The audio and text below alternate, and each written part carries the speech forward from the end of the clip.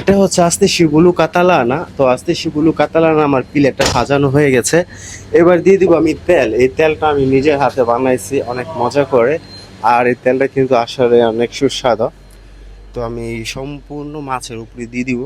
আর একটু দিয়ে দিব বেশি করে তেল, যাতে আমার এই সবজির উপরেও তেলটা পড়ে। হ্যাঁ, দেন দেখেন আমার তেলটা দেওয়া শেষ। আর এটা হচ্ছে চিপল্লা, মানে লাল পেঁয়াজ। এই লাল পেঁয়াজটা আমি মারিনাতা করছি, এই মারিনাতাটা আমি উপরে দিয়ে দিব। এখন হয়ে গেছে, দেওয়া শেষ। এবার দিয়ে দিব কিছু বাজিলিক।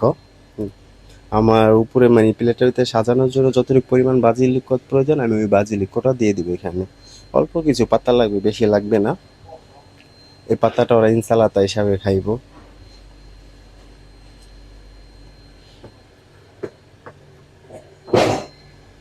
ওকে, তো বন্ধুরা আমার প্লেট সাজানো শেষ।